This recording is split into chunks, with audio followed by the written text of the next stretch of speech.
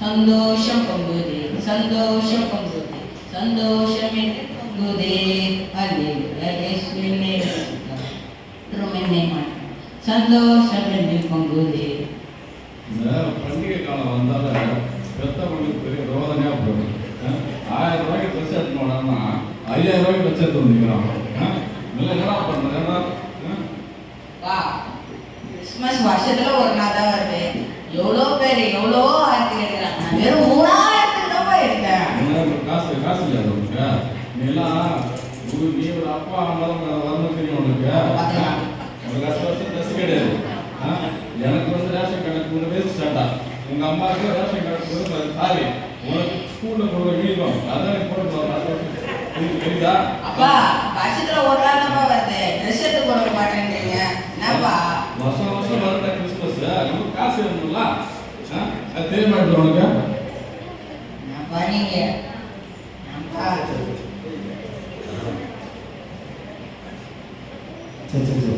இந்த கிறிஸ்மஸ் பண்டிகை வந்தாலே கடைக்கடையா ஏறி இறங்குறதுக்கே நமக்கு போதும் போயிடுச்சு சார்.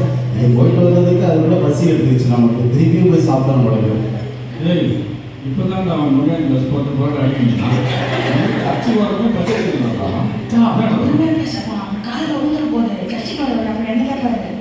நீங்க பர்ச்சேஸா? பர்ச்சேஸா? வாங்கிட்டீங்களா? சரியில்லை மாற்றணும்லாம். ஏப்பா நம்ம பாருங்க பாத்ரூம் ட்ரெஸ் சட்டை பண்ணுறாங்க. அதை ஒரு ட்ரெஸ் மேலே நம்மளுக்கு சட்டையை பாருங்க காரோட காலையில் மாற்றம் பேசிக்கலாம்.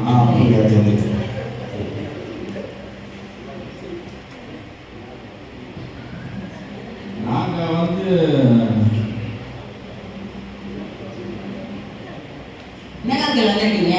நானாப்பா போன வருஷம் கிறிஸ்மஸ் வந்துச்சுல அது முடிதுக்கு முன்னாடி கறி கடைக்கு போனால் கறி இல்லைப்பா. அதனால வந்து ஈரணும் நல்ல இருக்கும். அதுதான் வச்சு கறி பிரியாணி.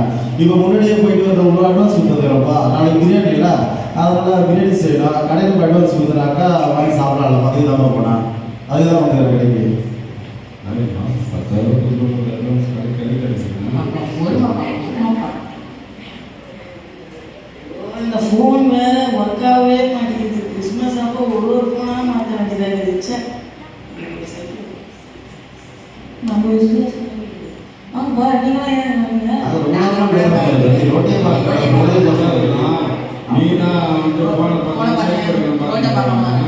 பண்ணுறது? வருஷம் கிறிஸ்மஸ்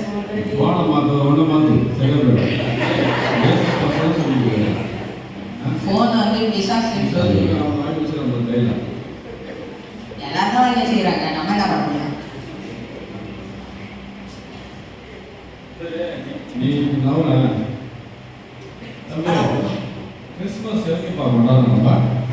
இது நல்ல கேள்வி. கிறிஸ்மஸ் வந்து எதுக்கு கொண்டாடுனாக்கா புது துணி போடணும், கேக்கு சாப்பிடணும், நல்லா பிரியாணி சாப்பிடணும். அதுக்கு தான் கிறிஸ்மஸ் கொண்டாடுறோம்.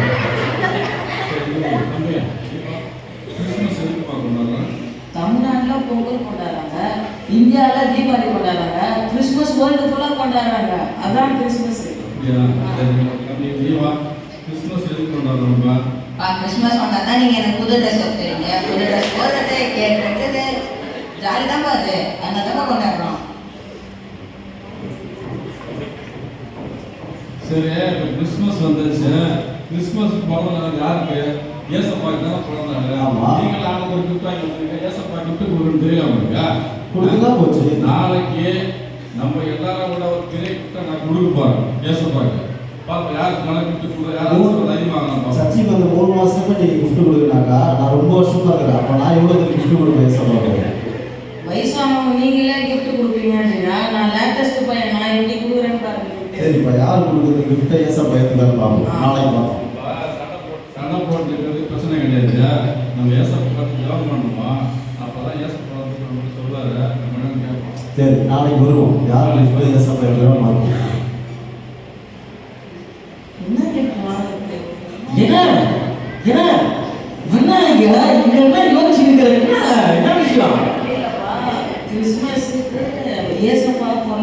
சரி இருக்கட்டும். அவர் பிறந்தாலும் கொண்டாடட்டும். நம்ம கொண்டாடுறோம் அது மாதிரி அவர் கொண்டாடட்டும். நம்ம எல்லாருக்கும் கிஃப்ட் வாங்கிட்டு மாட்டோம் பண்ணா இருக்கு. சரி, ஆமா. அது மாதிரி நம்ம ஆண்டவர் வாங்கி தரணும். அது வேற இருக்குதா?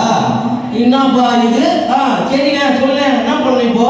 அதான் எல்லாரும் gift வாங்கி ஏசப்பாவுக்கு தரலாம் யோசிச்சுக்கணும். அதான் என்ன gift வாங்குறதுன்னு தெரியல. அப்படியா? சரிங்க, நானும் உங்க gift மேட்டர்ல நானும் சேர்ந்துடலாமா? சரி வந்துடலாம். சரி, ஓகே. அப்ப நானும் வாங்குறேன், gift வாங்குறேன் ஏசப்பாவுக்கு.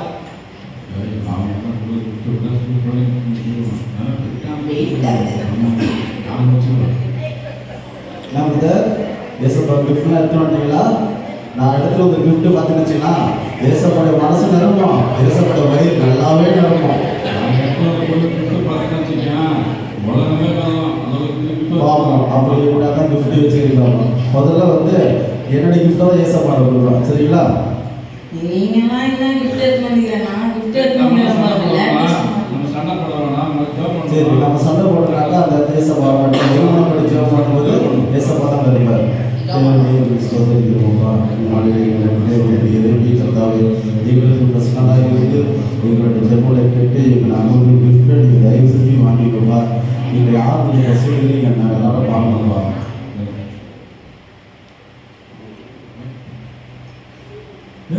என்ன வெளிச்சமா தெரியுதுங்க? நேரத்தில் பிரகாசமா இருக்குது. கண்ணு புதுசுல மாதிரி இருக்குதா? எவ்வளவு பிரகாசமா இருக்கா, ஜெபஜோதியா இருக்குது. இப்படிதான் ஏசப்பா நம்ம எதுவும் பார்த்ததே இல்லை. எவ்வளவு பெரிய வெளிச்சம் நல்லா பிரகாசிச்சு இந்த இடத்துல.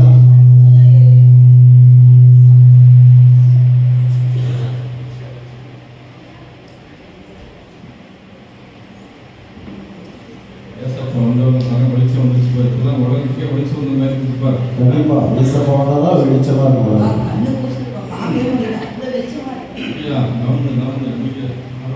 ஏசப்பா, நான் இங்கே இருக்கிற பக்கத்துல இருந்து வர இங்கே 2-3 தெரு ஓட்டிலே பசி அதிகமாக எடுத்துருக்கு.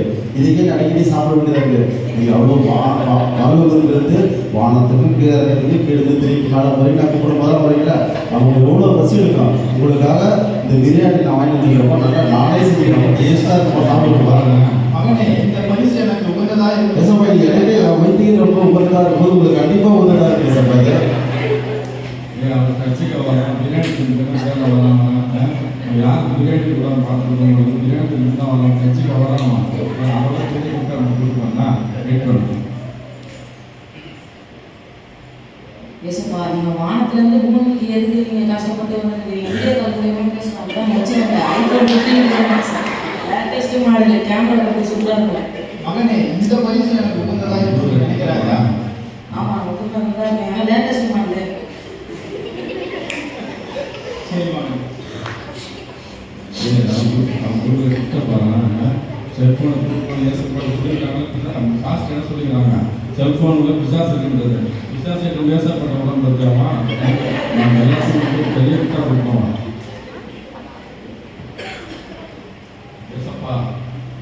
உலக பிரச்சனை நீங்க திக்கிறீங்க, எங்க பிரச்சனை பார்க்கறதுக்கு நாங்கள் வந்து என்ன பண்ணுறோம், கிளாஸ் ஆரம்பிச்சு பீ பண்ணுறோம். நீங்கள் உலக பிரச்சனை தீர்த்துக்கிறீங்க, உங்களுக்காக வாட்டி செல்லி டிவி வாங்கிட்டு பார்த்துட்டு வந்து சாந்தி டிவி, ஜெயா டிவி வரும். பார்த்தீங்கன்னு வச்சுன்னா அது வந்து செவ்வரத்துக்கு ஒரு நாடகம் இருக்குது. அது பார்க்க வசப்பா, சூப்பராக பேசப்பா. தம்பி, நாளைக்கு நான் அவர்கிட்ட சொல்லி இன்டர்நெட் ஒரு கனெக்ஷன் கொடுத்து சொல்லி பேசப்பாங்க. என்ன கொடுத்துட்டேன் அதான் சொல்லிட்டுமா, ஏசி சர்ச்சை ரொம்ப கிளப்பாளையம் பார்க்கலாம். சரியா? ஒரு கனெக்ஷன் கொடுத்து சொல்லி பேசப்பாங்க. மகனே, இதுவும் எனக்கு உகந்ததாக இருக்குன்னு நீ நினைக்கிறாயா? உலகத்துக்கே உலகத்து ஏசப்பா. நாளைக்கு நீங்களா எல்லாரும் பார்க்கணும், அந்த டிவி தான் பார்த்தவங்க ஏசப்பா. நீங்க எல்லாத்தையும் பார்க்க முடியாது. டிவி தண்ணியாக எல்லாரும் வந்து நீங்க பார்க்கலாம் ஏசப்பா. அதுக்காக கொடுக்கலாம். கம்ப்யூட்டர் உலகம் ஏசப்பா. இது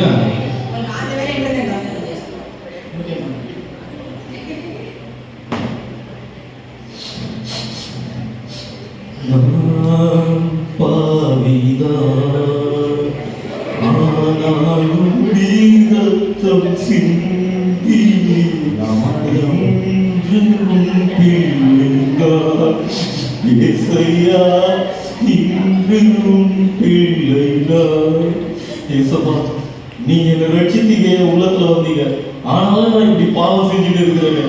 இன்னைக்கு நான் முழுமையா உங்க பிள்ளையா நான் மாற நினைக்கிறேன். என்னை நீங்க ஏற்றுக்கொள்வீங்களா ஏசப்பா? கண்டிப்பா மகனே. பிள்ளைகளே பாருங்கள், இவ்விதமாய் பாவிகளை ரட்சிப்பதற்காகவே நான் உலகத்திற்கு வந்தேன். இவர்களுக்காக ரத்தம் சிந்தினேன். நீங்களோ உங்களுக்கு மனதில் பிடித்ததை எடுத்து வந்து எனக்கு கொடுக்கிறேன். என்னுடைய இருதயத்துக்கு ஏற்றபடி நீங்கள் கொடுக்க வேண்டும்.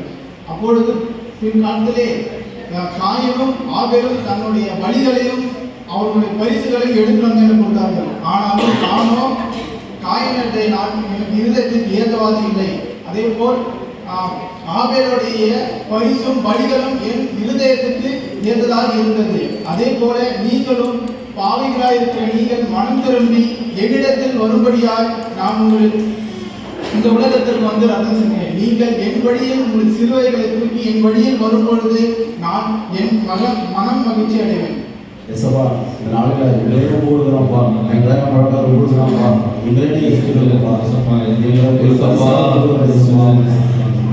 தன் அவங்களை மறைக்கிறவன் வாழ்வடைய மாட்டான். அவைகளை அறிக்கை செய்து விட்டு விடுவதற்கு வருவான் என்று சொல்லுகிறார். அந்த வார்த்தையின்படி எங்களை ஆசீர்வதியும் இந்த கர்த்தவைகளை முற்றிலுமாய் ஒப்புக் கொடுக்கிறோம். இயேசுவின் நாமத்தில் ஜெபிக்கிறோம். நல்ல பிள்ளைகளே, இவ்விதமாய் நீங்களும் மனம் திரும்பும்படி நான் உங்களை